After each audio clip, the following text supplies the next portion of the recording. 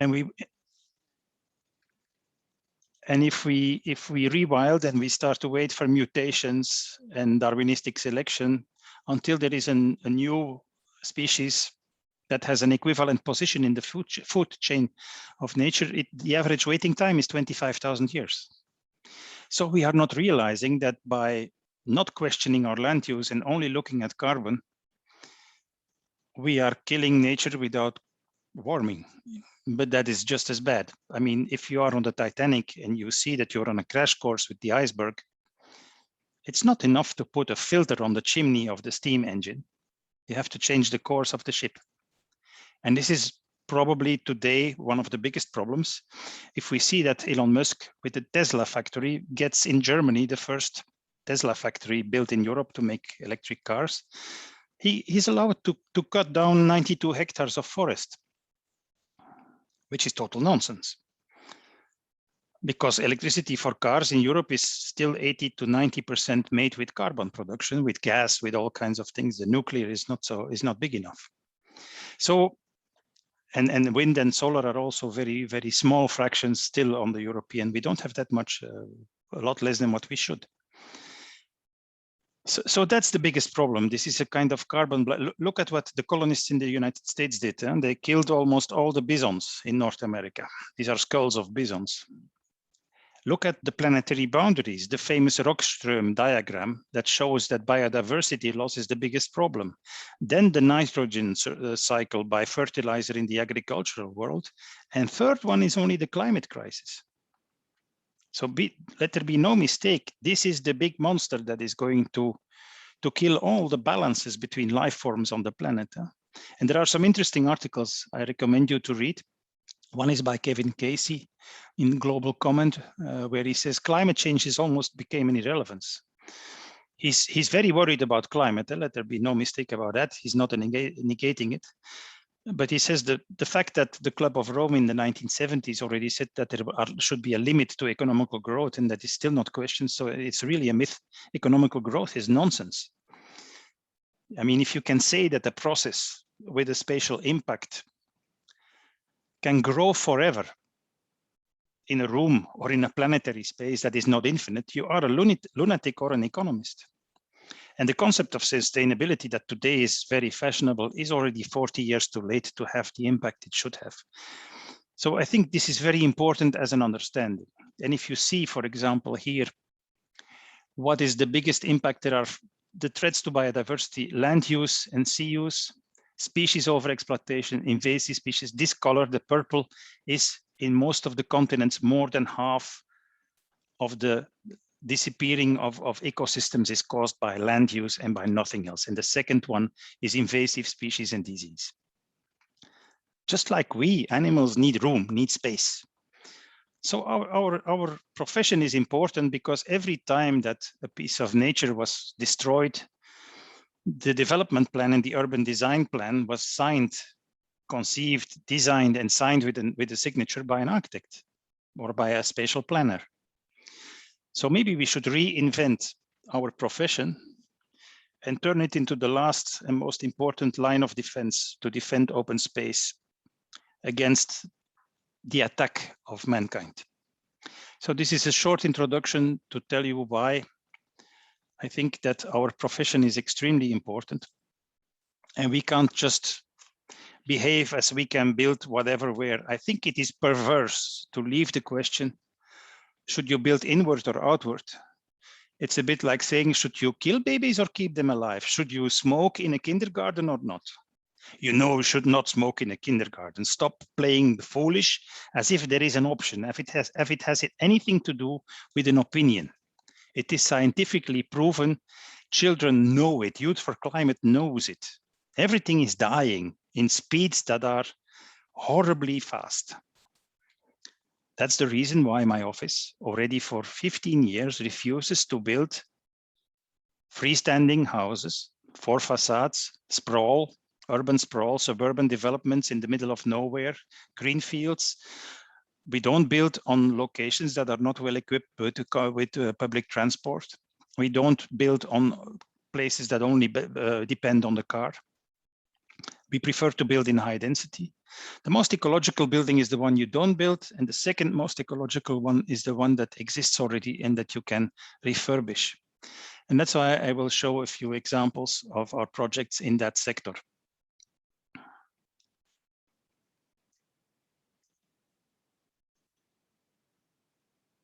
This is an old brewery in the center of Leuven, really in the middle of the town where my university is. And it was empty like this. It was a ruin almost for 20, 30 years. And the developers had tried to densify it, and the neighborhood always protested because they always demolished it and built something new. It's expensive land, so the density was not accepted by the neighbors. And we decided to try to, in the risk, to renovate and densify the project. But it was a ruin, so it was in very bad condition. And we decided to although this was 1.8 meters each floor, it was to dry malt to make beer and whiskey. So the floor height was not normal. And this was all workshops and a bit of derelict space in the back. And we said, okay, we make unilaterally oriented houses here with only a vertical light in these roofs. Here we make big lofts. And in the back, we make 6 villas who have only windows on the south on a small patio garden inside their own courtyard. And they have roof terraces and they have a small linear patio garden there, next to the rear gardens of these little workers' houses of the beginning of the 20th century. And then what we did was, here you see we have an underground parking that we created under those villas, and we made a tunnel under this maltery. Here you see from the neighboring houses how the maltery was rebuilt, how these houses were developed with their vertical light in the back wall of the little house, how we made the kind of design on keeping all the lintels and all the old windows with historical details of the masonry to get this result. And they are 3 and 4 bedroom houses. They are not that small because they have 0, 1, and 2. They have 3 floors to develop a normal house with 3, 4 bedrooms, so 2, 3 bedrooms. But the maltery was a disaster. There was no foundation, we discovered afterwards. It was built 30 centimeters deep. There was already mud and no bricks anymore. So it has been moving. You see this one here was totally, and the child of the contractor made the drawing and said, Dad, you have to tear it down. It's too dangerous. So we had some work to convince everybody to keep it. The building was leaning forward from down to up. It was towards where the photo is taken from. The building was leaning half a meter forwards. In the middle, in the edge, here it was vertical, but in the middle it was a banana. So the curve of the plan was higher on every floor. And then what we did, we filled in the historical windows, and then we cut new vertical windows out. This is what we did. And here you see the process. We first filled, here you see how badly it moved, but we kept everything as chunky and as distorted as it was. It was a real superposition, a palimpsest. And then afterwards, we cut out new windows, but we did it with the filling of the old ones. We did it with a different brick, also 2 centimeters deeper, that we kept visible from which building we came. I mean, you can't put apartments of 1.8 meters floor to floor. You have to crawl. So we had, and here you see that we were making a new foundation under the building. So it was totally scaffolded underground, not so easy. Then the garage with the villas on top. And this is the final result. But you see this superposed, these windows, this old window, the new one. On the other side, where the first photo was taken, we had to paint the wall because the condition of the bricks was too bad. But also here with the relief, a little bit deeper, it's nice to see how these different, the old and the new windows are superposed in this pattern. And the lofts, here you see that the facade is leaning. Yeah? On each floor, there was a difference. And that's why we had to make a wooden frame around the aluminium windows to cover the oblique line from, there was a difference of almost 5 centimeters on each level. But we designed also all the furniture, sliding walls and all these things. Here you see it even better, how much here the facade is hanging outside. Quite spectacular. How you can do a lot with less, even with something that everybody said you have to demolish it. Well, apparently you don't. If you are trying to use intelligent solutions to stay modest, not to do spectacular things, but make quality spaces, which is good housing in the end. Here you see a section, this S shape with here a terrace and there the living room and the garden. And here this patio garden house, the tunnel under the lofts, going through the villas to the villas, the street between the villas, looking towards the Mulberry, the privacy with all these sandblasted glass panels and so on. The big wall that in that part of the house, the neighbors cannot look inside. And here they have their garden. So this is all designed based on viewing lines and privacy conflicts. Sandblasted glass to give an opaque screen around all the patio gardens behind for those villas. Here you see a view to a garden when there is snow. Also to their terrace upstairs. All kind of, from a bedroom, you can see here in the living, here you have a green roof. And here you look into the terrace. So this is these linear gardens. Here everything comes together in the reflection, the street, the villas, the Mulberry, and the row houses. And this is the view from a neighboring housing tower. So that's the first project. Then we will go to one that we recently submitted in Brussels. The request for building permit. And it's funny because this is the site. It is an empty factory of the AstraZeneca company who produces vaccines against COVID. But they went to another plant, and this is already empty for five or 6 years. And it's a big chunk of land filled with 2 metal big boxes of offices and factories, only two stories high. And the rest is all asphalt and parking. But there was some green here. There is a walking way, and there was a nice forest and a school here. So we decided to introduce a lot more green in the site, because historically it was also already from the 18th century connected to some neighboring forest here. So instead of having 95% mineral surface with concrete, asphalt, and metal industrial boxes built on the thing, we decided to use only 30% of the land for apartment buildings and to rewild 70% as a kind of forest. So it's quite high density, which according to us is the only way to stop the city from sprawling into nature, to densify your cities, to build compact, to build high, but also to make sure that you build what we know since a few months now. A better word for high quality housing is lockdown compatible housing. If you have to stay home in a lockdown and work from home and stay with the kids at home, you will go nuts in a rabbit hole without terraces and without green space. That's why density in the city will only be livable and attractive if you compete with the countryside in such a way that it's better in the city, that you have green, that you have terraces, but you live next door to a shop, to a tram station, to a train station, to the subway, to culture, to a hotel, restaurant, cafe, to all the things that in the countryside you don't have. In the countryside, you don't live where you sleep. You can only sleep in your sprawl villa because everything else is somewhere else. The kindergarten is somewhere else, your work is somewhere else, the opera, the movie theater. So, and it's only reachable by car because on the countryside, there is no good public transport. So this is what we did. And this was the built up site, and we extend the forest into the site around a number of blocks.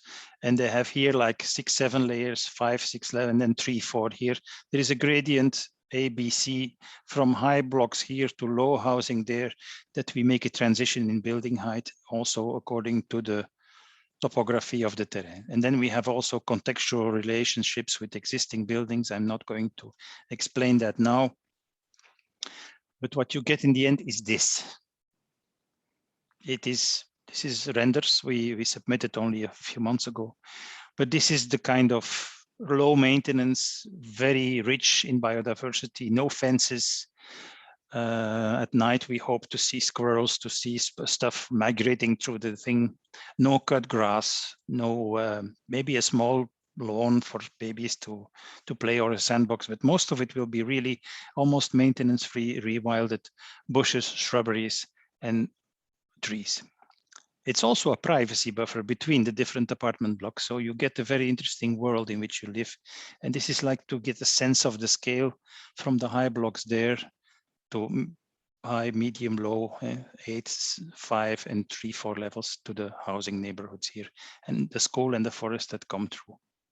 And important also, all our apartments are designed in such a way that just the see-through from the deeper rooms in the apartment to the park and to the forest on the site is guaranteed. And each building has also architectures that are similar, that are related to each other with small differences in detail.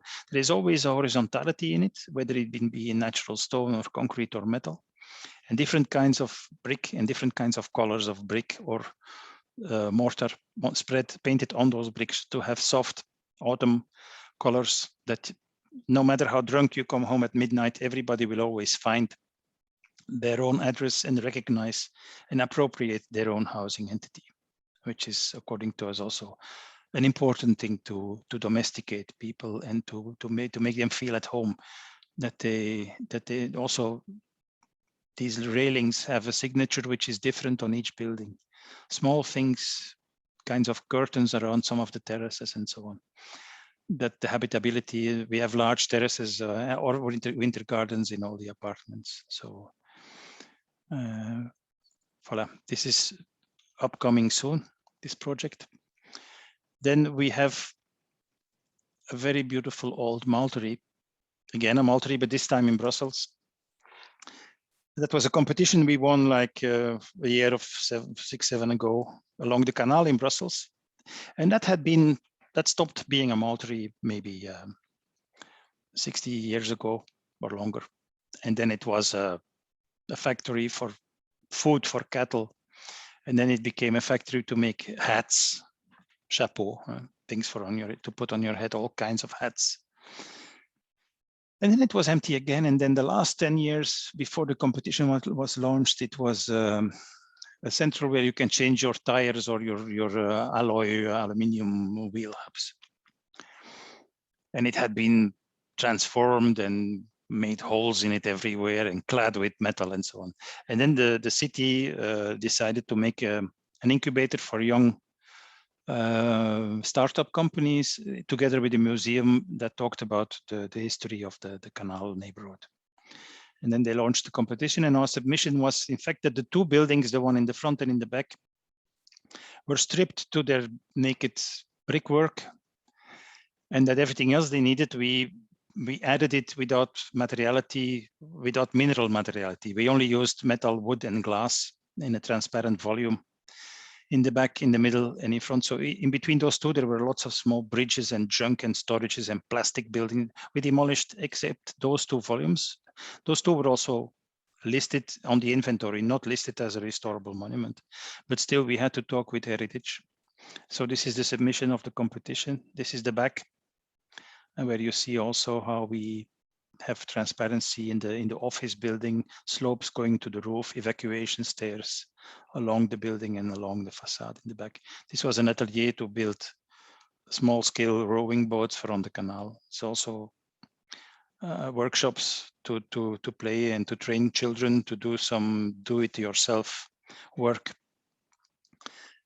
A very open reception on the ground floor, an auditorium on the first level. And here you see what we found was very rough. This is during the construction.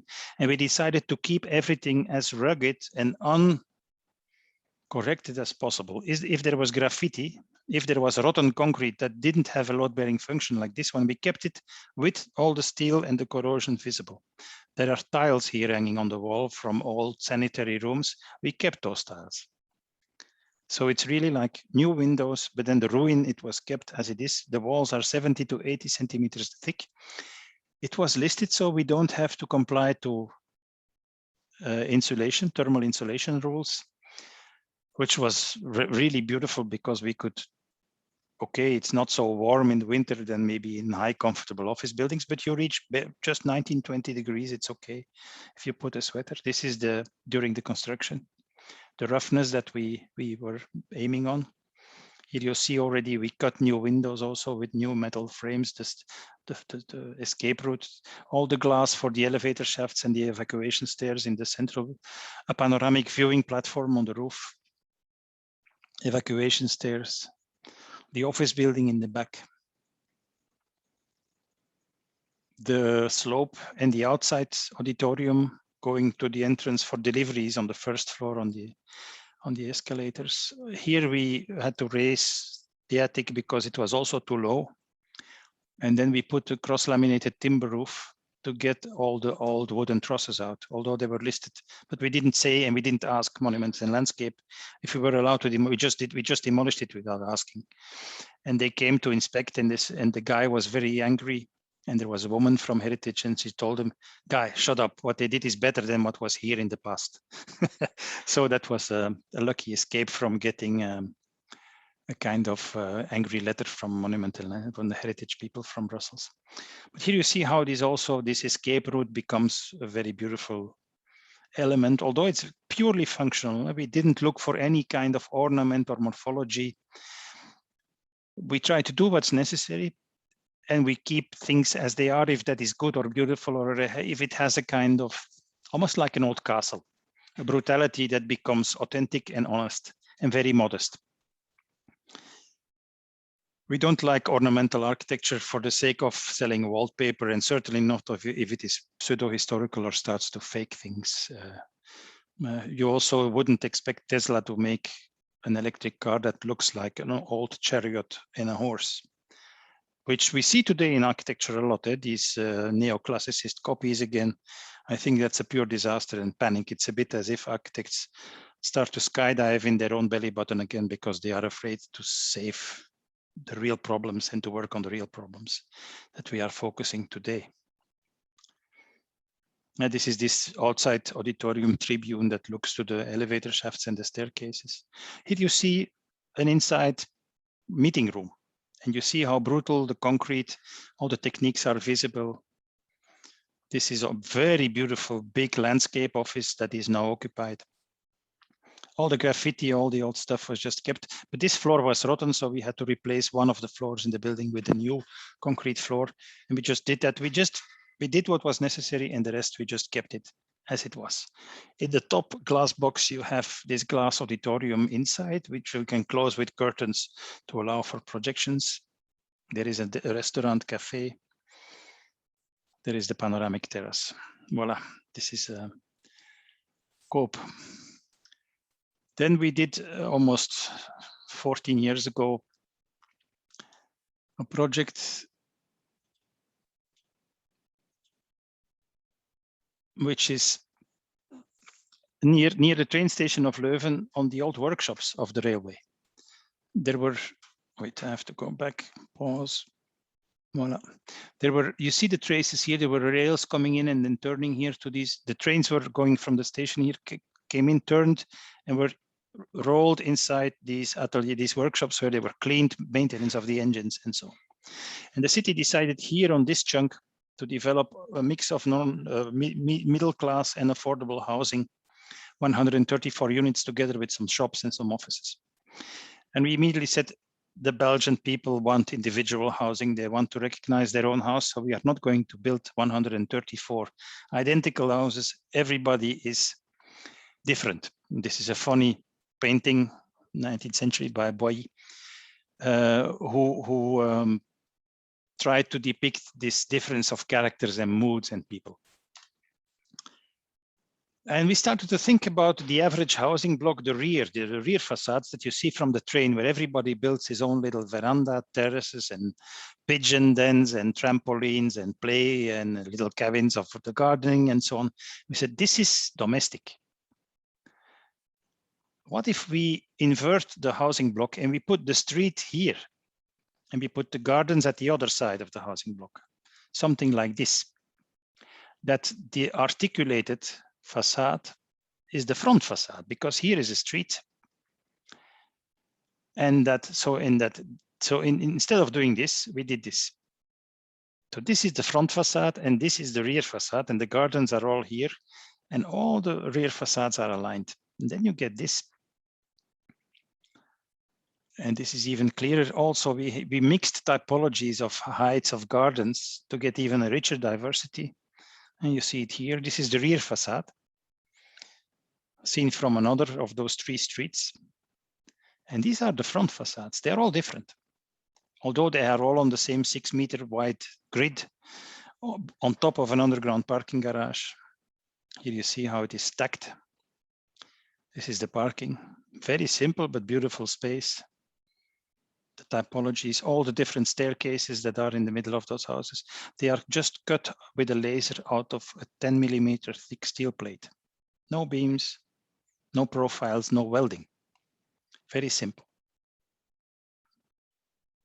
So this is another small example, although there is maybe one interesting thing to say, that there is a 180-meter long building on the street side, and that was also staggered back and forward with an overbuilt passage here to make a kind of closing of the housing block of each of those streets. Small remark. But we only have 1 hour, so, and I have to stop because we want 15 minutes of questions. I'm going to explain a very small housing project in Hoylaert outside of Brussels, which is a neighborhood where they grow grapes in greenhouses. And you see, this is the project. It is right in the center of the town. The town hall is next door here, a bit to the left, and the old train station, you will see it. It's here. Here, this is a train station. Hoylaert is the name. And I'm going back. Here you see the greenhouses. In the summer, they paint chalk, white chalk paint on the glass to prevent those grapes to be in a climate that is way too hot, to keep the greenhouses warm but cool enough, and also to save on water. So we said, okay, but if the whole region in the summer is like these vertical lines on the roofs and on the walls of the greenhouses, and they are white, maybe we should use white zinc in the project. This is what we did. By the way, this is a greenhouse. So we are very close to the center. There is already a hill, and you have the fields with all the, where they grow the grapes. And we have standard zinc in 3 different widths. So we use them in such a way that there is always a line, a standing seam of your zinc on the top of the roof and on the gutter of a roof and on the edge of each window. So we never cut out a window into one of these vertical lines, which is quite difficult to detail. And then the plan is also a bit twisted, and all the roof slopes are different. You see here also, because the corner is not straight of the plot of the part, the limits of the land, we also have sloped lines where a roof line cuts through a vertical window, vertical facade. We have also here a bend in the alignment of the property line. So this is bending here, and so on. So it was quite difficult as a morphology. And then we also said, okay, but we want this folded shape, which looks a bit like the price of a stock market, to be also visible inside as a pure element. And here see all these lines. We had to make a calculus because you have 23, 33 and 43 centimeters, how we could produce all those dimensions that we needed without making too many bands that were not standard width. But that came out quite nice. Here you see the final result. Here you see the 3D model. It's affordable housing and social housing mixed in an L-shaped project. We had to build lower here to be able to look over it. Here you see the plants. Here you see the twist in the property line. This angle is also not straight. So morphology was not really easy. We have small and medium-sized apartments. Here you see the section of the project. And here you start to see this origami, this folded line of the roof. And we said, okay, we have to look over it here. There is an underground parking. And here you start to see how complicated that shape was. And then we said, we don't want beams under the gutter. We don't want beams under the top of the roof. We don't want wooden trusses in the top level apartments. We want this, a folded origami line that spans 15, 16, 17 meters in one span, and that is only consisting of wood. And the walls between the different housing units should not coincide with gutters or with roof lines, but be where the plan demands them. And then I said, okay, let's make I was in a meeting with the contractor and the engineering, and they said, it's not possible what you want. What is not possible to, I said, yes, yeah, but we calculated it in 2D. I said, no, you have to put it in 3D because it only works as an origami folding structure when you model it as a 3D load-bearing component. And then it appeared that the thickness of the wood we needed was lower than what you see here, but we needed this thickness to put in enough thermal insulation. So the dimension was not decided by the structure, but by the energy rules in our country. And the funny thing is, the beams in the zigzag lines don't go from wall to wall, but from nowhere to nowhere. Here you see them going up again in the other direction, and then they will go down there. So and this was a support temporary because this little beam is not strong enough to span 12, 13, 14, 15 meters. And it needs support in this moment because it needs to be clad both up and down, top and bottom, with a double layer of staggered multiplex or oriented strand board panels before it gets its strength. And then the contractor said, don't I have to put L-shaped metal here and on top there? I said, no, because these lines, they work like a hinge. It's a bit like a screen that you put up in a room, zigzag, behind which you can change your clothes, like in the old movies. If you would tilt that and put it on a triangular wall, you will also get a very stiff thing. In fact, this is a beam which is leaning under a certain angle. And one beam hangs on the other and leans on the other. And it's when they are all connected that it becomes a very, very strong structure. Because what the masonry people of the contractor, the personnel was doing a gamble. When this support was going to be left, when taken away, when the structure was self-load bearing, how many millimeters this beam would bend? 1, 2, 3, 4, 5, 6, 7, 8, 9, or 10 millimeters. It was less than 1 millimeter. They couldn't measure it. The nice thing is that this is the result. You have a very sharp shape outside and inside. Here you see the double layer of oriented strand board, the insulation, the vapor barrier, to make a stiff structure. The most important connection were the screws to connect everything with the walls. But it's all made with small wooden elements without heavy equipment at a very decent low price because there is no high tech if you make smart structures that are simple to build. And we made a render of one of the top apartments that this was what we wanted. And this is the built apartment in reality. So it is not that different. In the end, we succeeded. And this is also a place where these gutters don't coincide with the walls. And it gives you a very, very beautiful sculptural result in the inside. One more. Canal, which is also a maltery again. By pure coincidence, half of our projects have something to do with producing booze. Here we work with 3 different offices on the big triangle here. I'm going back, pause.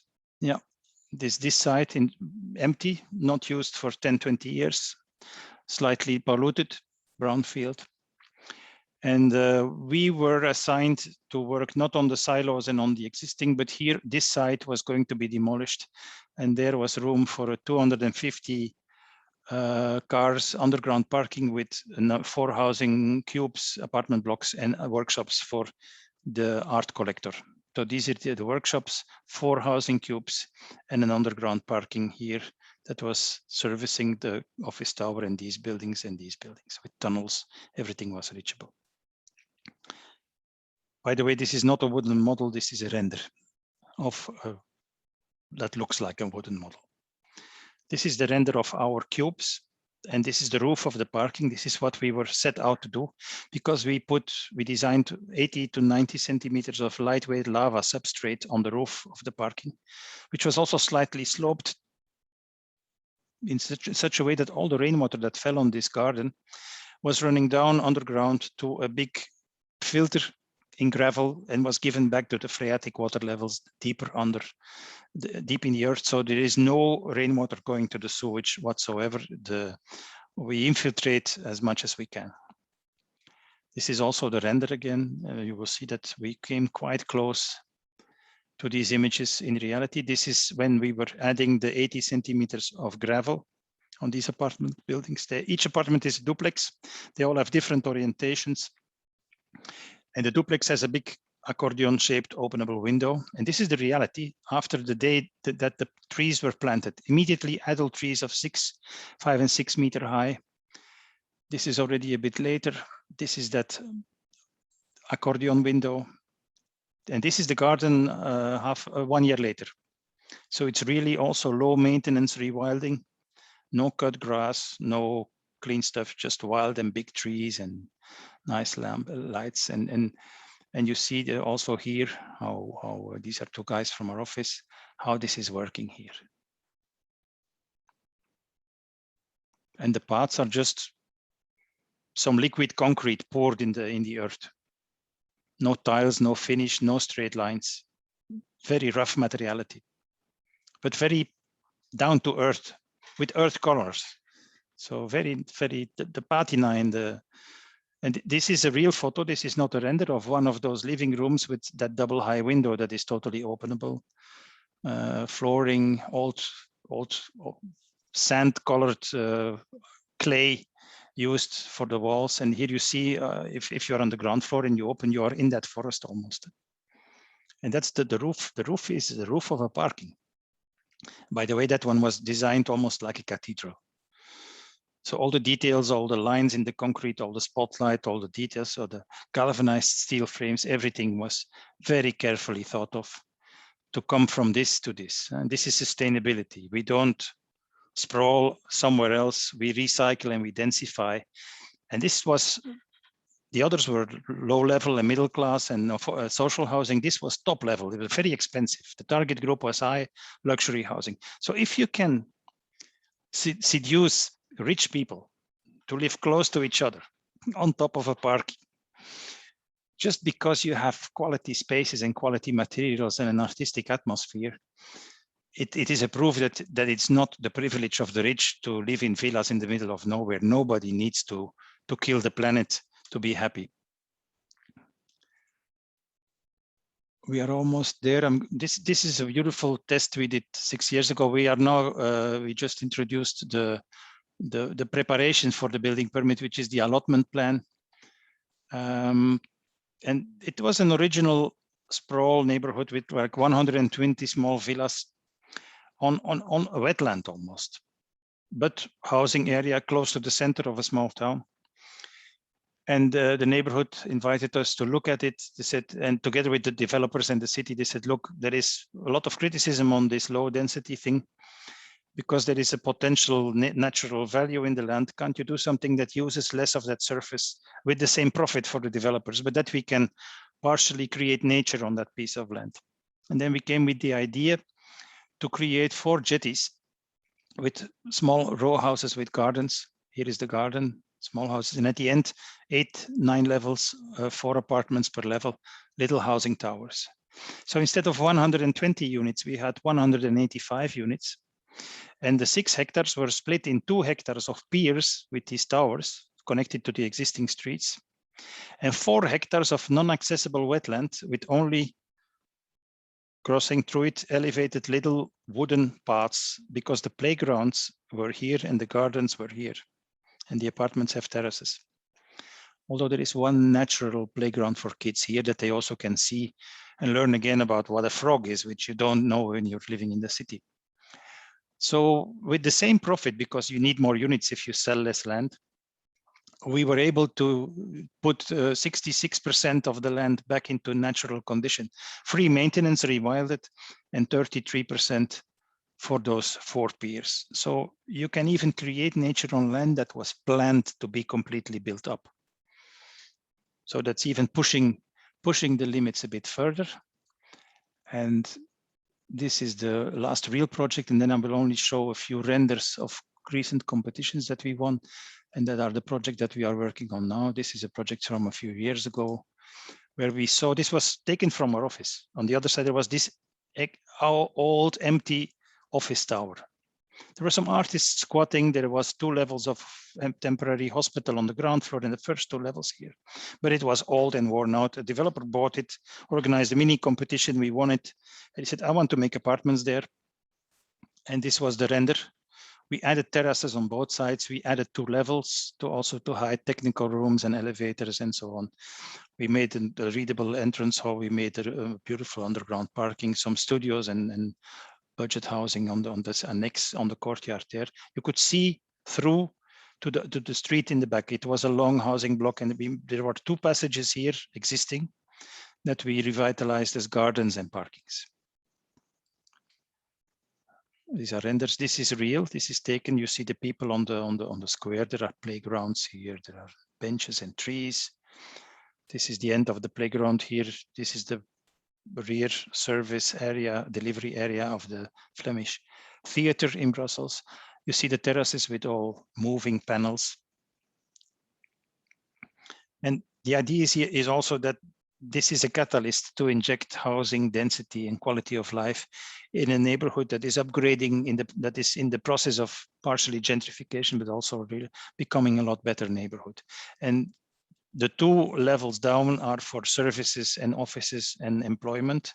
They have a different plinth with a colonnade in zigzag here that supports the little columns for the new terraces that we add, where all these sliding panels can be operated. The nice thing is there is a middle corridor, so all the rooms, living rooms and bedrooms, each room in your apartment has a 2-meter deep terrace. This is the colonnade on the ground floor with the entrance. This is the student housing studio annex in the back of the plot. Entrance hall, delivery boxes and mailboxes, and the interior of one of the apartments with the terraces, the sliding panels of the terrace. Here you see the ground floor plan with the 2 passages, the underground parking, the entrance hall. And the typical floor plan for small apartments on the 2nd and the 3rd level, you have a central corridor, a core here, and escape stairs there. This is a three facade apartment. These are all unilateral. So living rooms and bedrooms all have terraces. On the upper levels, you go to bigger apartments. This is a 3-bedroom apartment, and there are a few 2-bedroom apartments. So this is also living with 3 bedrooms. So this is quite generous, although you don't have a see-through apartment. And we are lucky, the north is up. So we have half a day morning sun for these apartments and half a day afternoon sun for these apartments. So the daylight conditions for both sides of the building are the same. And then to conclude, I'm a bit over time, but this is the last set of images. We won some competitions in 5 competitions. Half of the 10 competitions we did last year, we won. It's a bit a luxury problem because we didn't have enough work 2 years ago, and now we have too much work. This was a former factory of Cinzano vermit, a bit like Martini, and we transformed it. It was a competition to transform it into social housing in the center of Brussels. And we worked with balconies, with see-throughs, with patios, with gardens in the back, with a shaft for an escape stairs, terraces on the different housing levels, also a courtyard to get light, because the building is a bit oversized. You couldn't build it completely. We had to open up a few of the floors to get daylight and to get water and air and green into the project. Also on the lateral strip, there was a setback that we could use. And then we won in Liège on the River Meuse, where we had these heavy floodings a few months ago. This building, which is a school for teachers, how to become a teacher. So this is educating people how to become educators, so to speak. And this is an interior. It's an extension of an existing school. So there were also connectors with the old and the new. That's why we also have a reflection, kind of thought of these terracotta colors in the facade cladding system. Here you see the River Meuse with the city of Liège here, how it sits in its context. We also, we show where staircases or elements are in the building. Panoramic views on the river and terraces on the top level. And then we have this one, which is the firefighter station of Brussels, on the Canal of Brussels. And that we won. We just finished the request for building permit plans a week ago. We are going to submit them very soon. And it's a stack of a garage we call the temple. On the first level, the wooden village, where the firefighters that are in standby. They sleep and they wait if the alarm goes off. Then we have their sports hall, which is also usable for the neighborhood. And we have these vertical, we call them the guards. They are brick towers. They connect everything. They contain also exercises for extinguishing fire with water hoses and so on. Going in rappel with ladders and with ropes.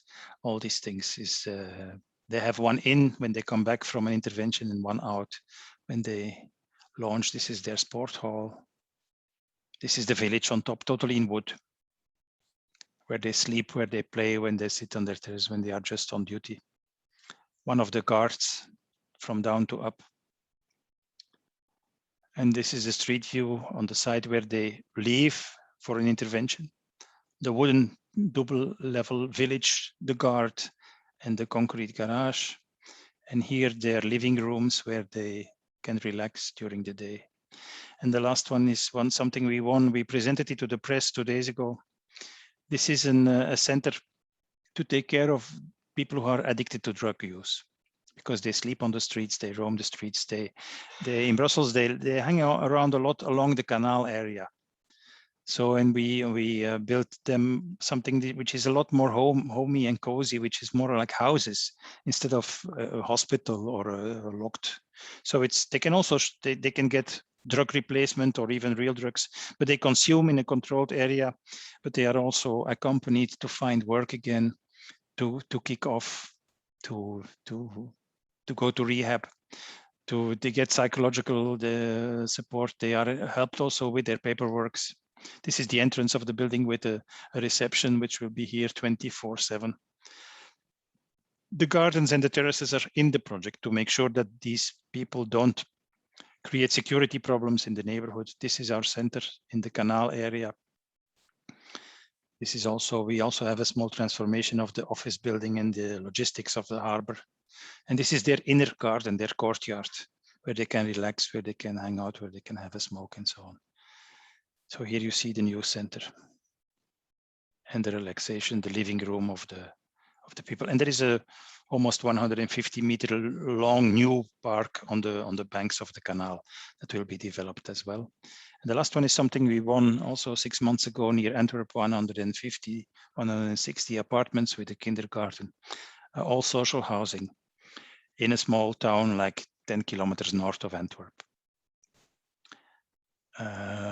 Affordable housing, but again, here we try to work with generous terraces, beautiful gardens, see-through, intelligent plans that are adaptable in time. We fight with the city to put as less cars as possible. We rewild in each of the 2 clusters. In the middle here, there is a rewilded infiltration pool, a pond where rainwater is infiltrated into the soil, and you get a kind of small wetland.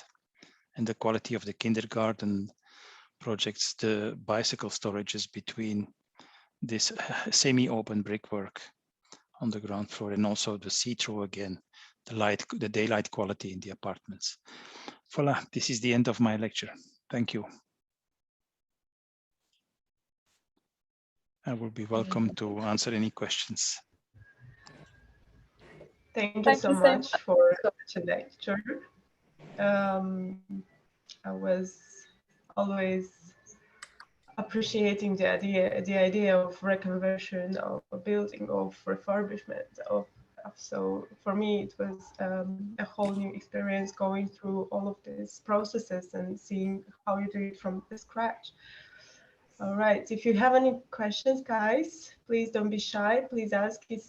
I have opened the chat also. You can type them if you are afraid to speak. No problem. Exactly. If you're shy, if you're too shy to speak, but not shy enough to write something, please do it. And don't be scared. There are no stupid questions. There are only stupid answers. So the only one who should be nervous is me.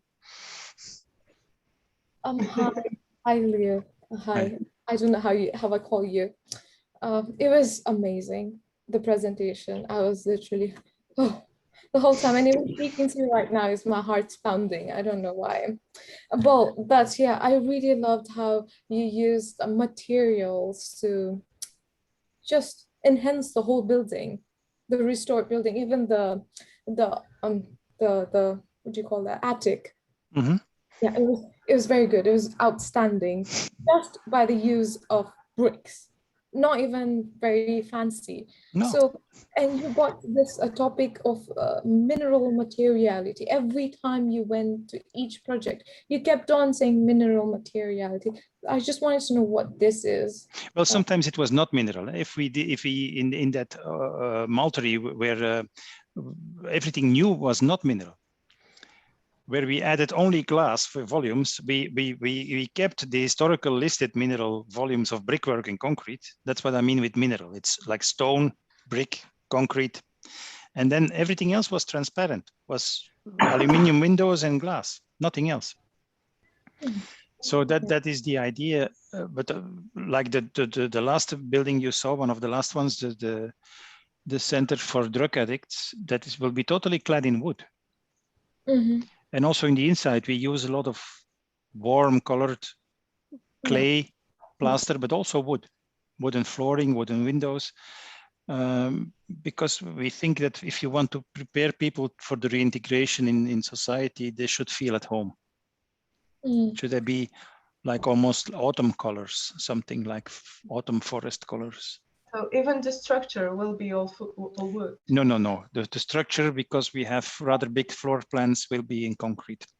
I think we work often with this concept of sharing layers, where we say, okay, the structure might last 200 years, but all the facade elements are made for 50 years, and the dividing walls between two offices or two rooms, they can be changed every 10, 20 years. It doesn't matter.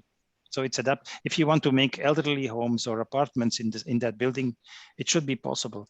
In a way, every building should become an intelligent ruin, which was a word created by the first government architect in Flanders. Intelligent ruins are a little bit too big and a little bit too strong. That's why for heavy floors, don't feel guilty to use concrete or steel. They contain a lot of carbon, but if they stay on their site a long time, they lock up. They are a carbon sink if you don't have to demolish them. Circular is good, but you have to do it as little as possible. I mean, demolish and recycle is good if it's the last option. The best is to reuse without demolishing. I had exactly the similar question, like where you showed, even while you were refurbishing it, you had boldly used the glass and concrete as a material, as a part of your design. And that I found really amazing. I mean, you were still talking about how sustainable it is, adaptive reuse, but at the same time, boldly using these materials. Of course. Yeah. Yeah. So I think my one unidirectional idea of, using material has changed now. Maybe I can also use materials very boldly now. I'll give you an example. A new villa in the middle of nowhere, which is passive, 30 centimeters of mineral wool, all the technology, heat pumps, geothermal energy sources, totally sustainable.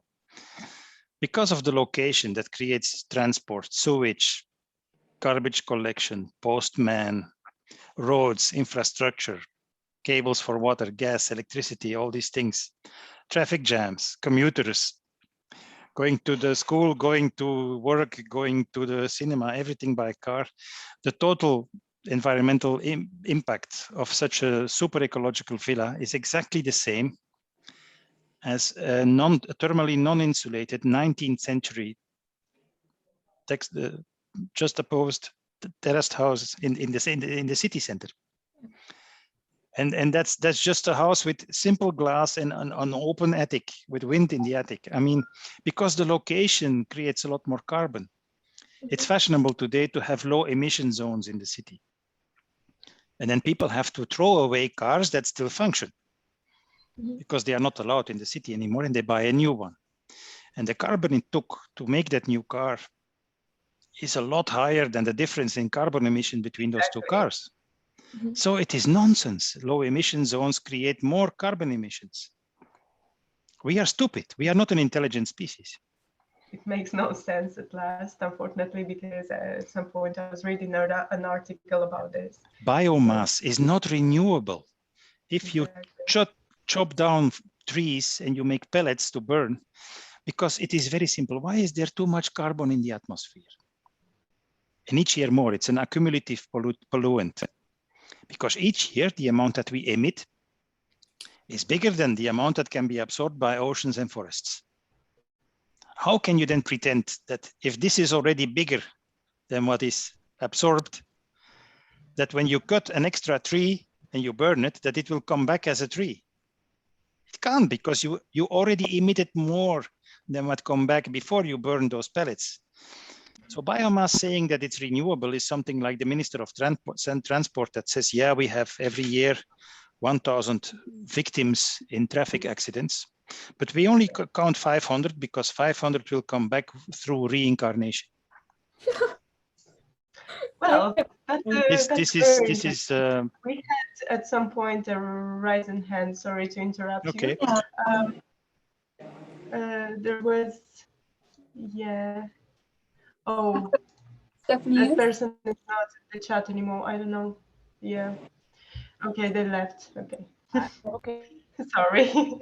Oh, they're back. Stephanie's? Yeah. Hi. I've seen you have a rising hand, so if you have any questions, you're more than welcome to ask them. If you hear. the rest of the audience too, if you have any questions, you know, feel free to ask.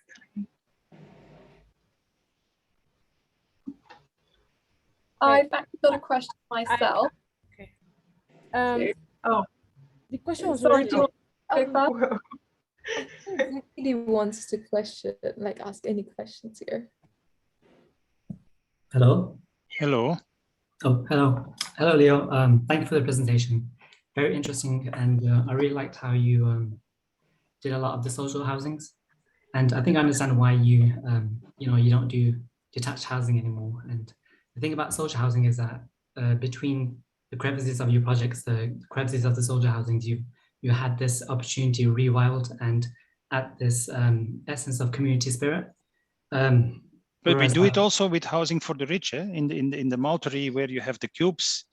There, it's not only social housing. We build for all the income targets. Yeah, but what I wanted to focus on is like speaking in terms of like the dense urban environment and fabric. What do you think about like street roads and getting rid of roads and using that space to rewild and add? You will not get bears and wolves in rewilded streets. I mean, the vertebrates are the biggest thermometer for your success on being sustainable, because they need a lot of land, and those predators are important for the good, consistent working of the food chain in a natural ecosystem. And they are the first ones that start dying. That were the first ones that suffered from our expansion. Population growth is the biggest problem also. I mean, birth rates are only high today in countries where there is no respect for women's rights, where economy is very fragile, low income, no good healthcare, and no good schooling levels. Education is very low. But we need low-income countries, because otherwise our smartphone might be too expensive. In budget stores today, you can buy T-shirts that cost €1. But washing it is more expensive than throwing it away. So recycle shops are drowning now in tons and tons of cotton that are grown on thousands of hectares of potential natural land that we used for money games. In the United States, there was a technology that invented 5-6 years ago, that allows to grow twice as much food on the same surface of agricultural land. And I said, yes, we finally can give back half of the agricultural land to nature. No, they're not going to happen. The technology will be expensive. It will be patented. Only rich farmers will buy it. They will grow twice as much food on their own land, sell it for half the price to compete the other farmers to pieces. Because the stock market is generating a world market where farmers who can export meat and French fries all over the planet. In Belgium, if the apples in New Zealand are 1 cent per kilo cheaper than the apples here, we fetch them with an airplane. Because the stock market can make a profit if you sell 20,000 kilos of apples in Europe. I mean, how sick. With the Suez Canal blocked a few months ago with that boat that went twisted in the canal. There were boats with 200,000 sheep from Europe to Thailand to be killed and processed into food and come back in refrigerators to Europe. That's a deportation. It's sick. So what we are doing is I think we need green streets and parks and terraces and gardens, because if we have to densify our spatial presence on the planet, we have to make that density bearable. And that's not the case today. Many cities are very hard, very mineral, very hot in the summer, too much concrete, too much stone. At night in a heat wave, a city is 6 degrees Celsius hotter than the countryside or the forest. So I think your question is important, that there is another kind of green necessary next to rewilding the planet, and that is softening also the circumstances in which people are living together. So I think it's a very meaningful question, but it will not save nature. It will save us from getting crazy, going crazy in super density that is not livable. Thanks. Speaking on from like, you know, what you said, in terms of the architectural education system, you know, teaching students about sustainable design, do you think that's enough, or should there be more done about it? I think there is a lot more to say about architecture than sustainability alone. But to reach density that is livable, that's exactly where also green will not be enough. You need quality architecture. You need quality that talks to the soul of people. And you don't need to have architecture that talks about other architecture. That's what I call skydiving in your belly button, and that is the ornamental postmodern or neo-postmodern architecture that we see today, which is just pseudo-intellectual bullshit, according to me. This is not about, it's about people, it's about family life, it's about, I mean, by 2060, 2/3 of Belgium will be single. Family models are changing fast on the planet. Divorce rates, yeah, people split and they join with others, and we have serial monogamy. We have less and less people who go to church. They all become mature enough to look for their own values and to find a way to live together. So challenging, but interesting that the questions that architects will get the following decades are also quite different. And I think we have to focus on what every creature needs. We have to be compatible with nature, but we still have to stay compatible with people also. And that is not easy. That is the essence of feeling good in a place. And you can't do this by changing the wallpaper. Sometimes you can, if it's really good wallpaper, but it might help or it might not help. But it is more complex than that, I think. But this visceral, in the office, my associate also talks about the visceral way people react to their environment is very important to imagine when you design. What will it do with people? That's very interesting. Thank you. Welcome. All right. Anyone else? I guess I have a question. Okay. So where is the line between rebuilding and extreme restoration? So how do you deem if a building is suitable for regeneration rather than, you know, having to be demolished? When it is too rotten, like this double building with all the glass extensions, that was on the edge because the concrete was more rotten than what we expected. So there we had one floor. I showed you the floor that had to be unexpectedly replaced, but also in the office tower, we had to check with drilling test holes in all the levels that the 4th level was apparently made on a Blue Monday with not enough cement in the concrete. It was built in the 50s. So, and the whole tower was leaning. I mean, there were 14 levels, and level number 4 was in fact not strong enough. So we had to support the whole tower and get all the columns out and replace them with new ones. So sometimes you have some bad luck, but still that was not enough to kill the profit of the project, because the location makes also that your land value can and if you, that's why we also added 2 levels, that you can have enough. Then you need sometimes a bit more density to create the money machine to make a project affordable. And many developers today, if you are open, they are even willing to show their bookkeeping, to work with open books, because they need 15% profit margin. Otherwise, they don't get a loan from the bank. It's very simple. And big promoters and developers are probably owned their shares are owned by your own pension fund. So your money for your later retirement is made in the real estate sector. So also that is a circular economy that many NIMBYs who protest against densification, they don't realize that they are protesting against their own pension. So when do you save a building? I think when it's not possible. When the structure is so rotten that because okay, it is only with more recent buildings that you know that if you insulate them well, then 80% of the carbon is in the steel and in the concrete and not in the emissions. And once you have a skeleton that is not 200 years old but quite recent, then which is strong enough and big enough, then it starts to be worthwhile to recycle it. Thank you. And I'm not talking about restoration of cathedrals and exquisite monuments. That's something else. That's the real heritage, and not because people from heritage, they sometimes declare everything that is older than 100 years as something untouchable, and that is really not okay. Heritage, you should make swimming pools in churches, make dancings in churches. I mean, heritage does not deserve to be treated by a taxidermist who stuffs it up like a dead animal.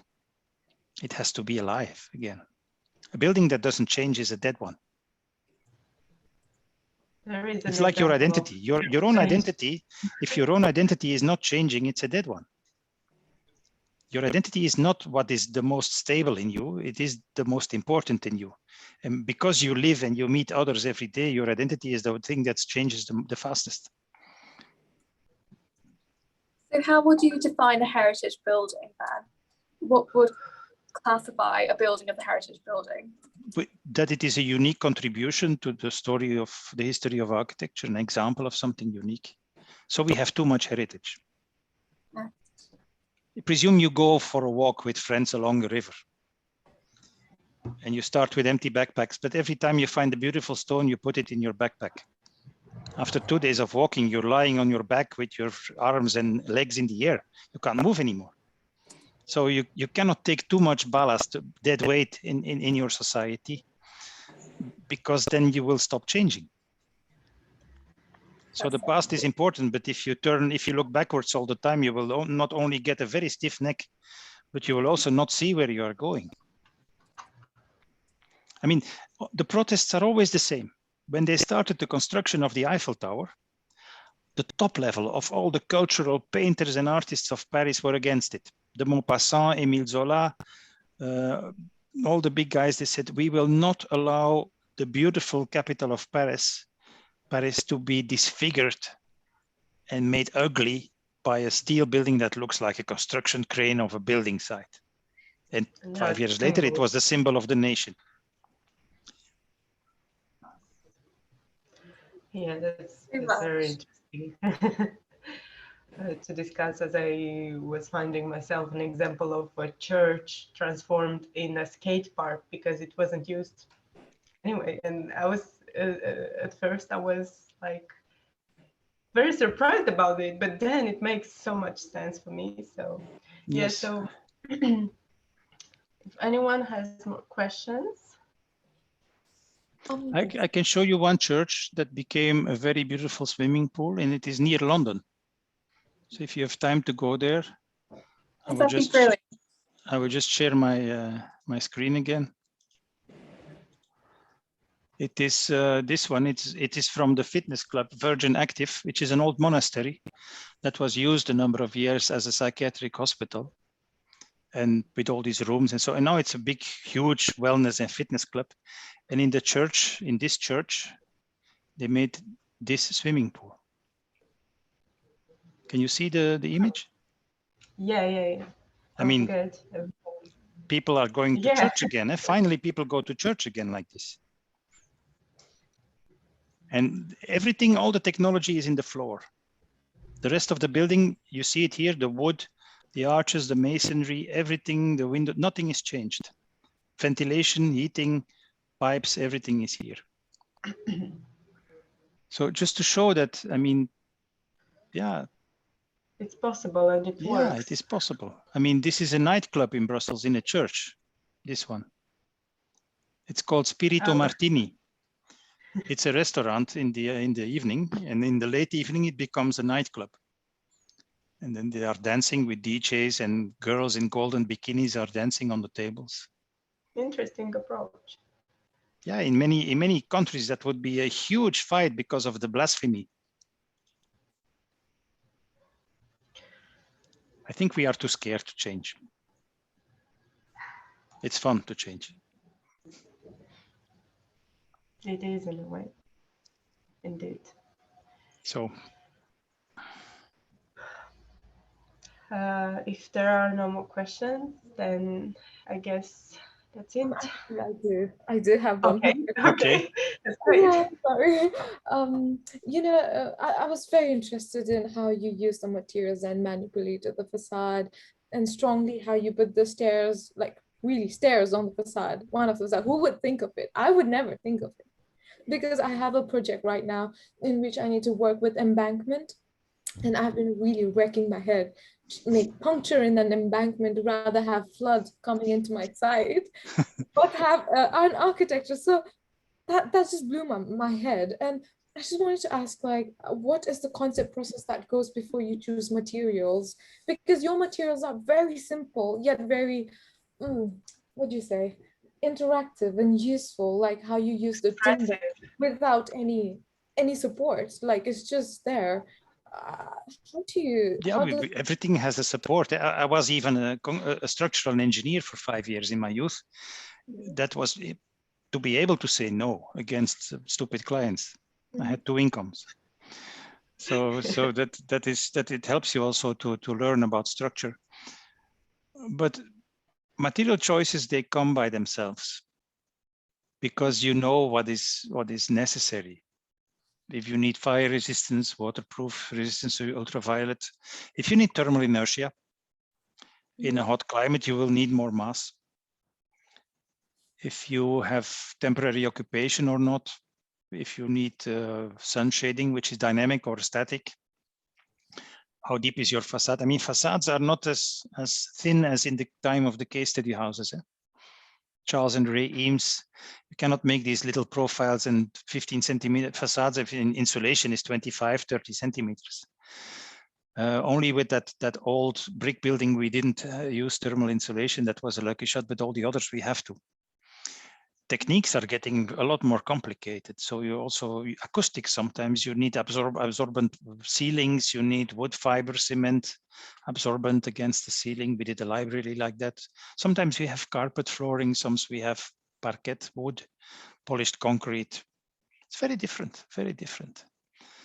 It's like scan the range of materials and try to find also, we work with mood boards often in the design process, that we start to put stuff on a table and until there is a kind of consistency in the image, that the materials and the colors express a certain quality or a certain randomness, almost like in what you find can be also an old clutter of concrete and dust and clay and tiles and broken tiles and graffiti. But there, the brutalist roughness of the history of that building was more important than painting it. We also don't like that much too many gypsum board walls with paint, because they get dirty. Certainly in schools or where many people come, they stand with their shoes against the wall. I mean, in 1 year, everything, all the white is full of black lines and it's too fragile. I mean, people are okay when they get old, nice, and buildings also. I mean, when you start to wear a wig, or when a man gets bald, loses his hair, and he starts to comb his hair from ever deeper and deeper, this line that he combs his hair over his head, as if you don't see that he's wearing a little piece of wig over half of normal hair and so on. This is just get a life, grow up. We will all die anyway. Nobody's winning against time. So we are too scared and too nervous, and that also stops us from making simple choices, I think. Yeah, that's exactly. I think being bold is the key now, the answer to everything. Not like, bald, but bold, and maybe yeah, bald also. It's nature accepting bold. Yeah, yes. But however, I think being bold and looking for randomness and what do you say, a rhythm with the material and color. Yeah, although we don't put all the materials in a bag and we just take out what the surprise is no, we chew a lot on these choices and we change our minds sometimes. Sometimes we have strong fights in the office, discussions between people. No, this is wrong. We should do this. We should do this. And dare to say what you think, and then you might change your mind or say something stupid and then say something different the next day, or say something very intelligent and you think it's wrong. And then after 3 weeks, the whole office goes back to an idea that somebody said because it appears to be the best one. So research is also talking a lot, and self-criticism. I think a design process, you cannot improve a drawing if you like it. You have to look and think, what's wrong with this one? What should I change to make it better? So if you don't have enough problems, you can't draw. I mean, put 2 times 11 people with a ball on a piece of grass and say, do something. They don't have rules. You will not see football. They will run around, I don't know, throw the ball away. I mean, you need a lot of difficulties and rules and restrictions, and you can still go beyond the rules and sin against the rules and so on, but at least you need rules to interact with. Yeah. But rules are not there to be served by people.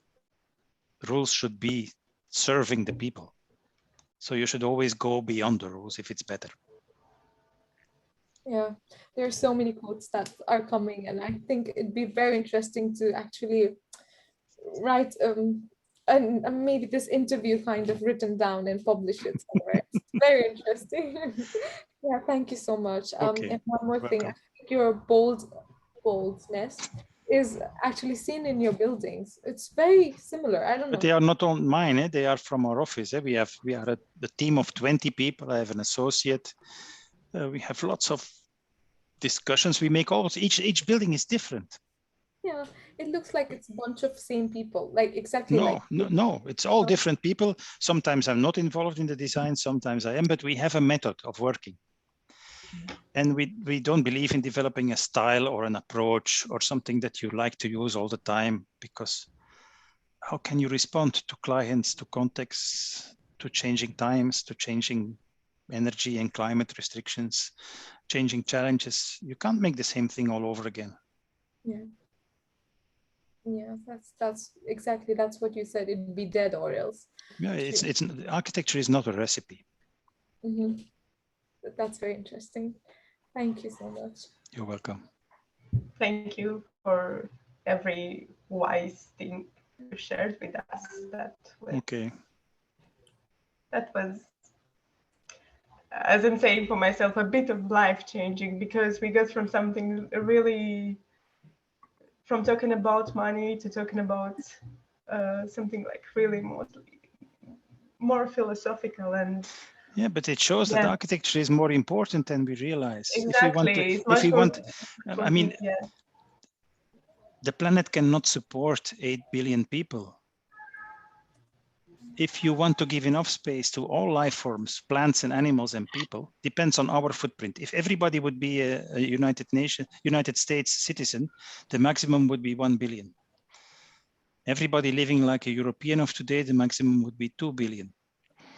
Like a European of today who does not emit carbon anymore and who eats very little red meat, because that causes too much impact in agriculture, then it might be 3.5 billion, which is half of the actual global population, and which exactly coincides and proves why Overshoot Day falls halfway the year. That's the date on which we have used all the resources that the planet can produce in 1 year. It's already halfway the year now. So the rest of the year the account of the planet goes in red. We are borrowing from the future generations. So we are for sure going through a demographic winter of 300-400 years before we will reach that 3 billion people. So we will anyway kill many animals and also many people because of biodiversity loss and climate change, mainly in desert areas, coastal areas, deltas, flooded areas, countries that don't have engineering and money to build dikes and anti-flooding systems and so on. So no, it's not looking good. Sorry. It's sad. It's But sad. before It's you, sad. yeah. But It's I a sad always give note. an advice: if you feel sad and you want to jump out of the window, first move to the ground floor. Okay. Okay. Yeah, I Muhammad will shut off with my slogan in life is, you have no chance, so take it. Oh, take your time, indeed. So Muhammad has left something in the chat saying that if there is fight in the office, then I guess the project will be successful, which is happening in most of the cases, as we can see. And Yes. I cannot not mention the Miss EU awards. And congratulate, you were nominated for it, and Yeah. congratulations, big congratulations for that. Thank you. It's a huge thing. I think it's one of the most important awards in the by the European Union, and Yeah, that's but, really that you're appreciated at that level for what are you doing. That's relative. I think the buildings you make are more important than the awards. I know, but it means that you are really appreciated for what are you doing, and that's the point I'm considering, obviously. So it's a fact. It's a fact. We can't help Indeed. that. Okay. Thank Exactly. you very much. If you don't have a chance, take it. Okay, indeed. Okay. Thank you so much. Thank for you the all talk. for the warm reactions, and good luck in the coming years and decades. Thank you very much.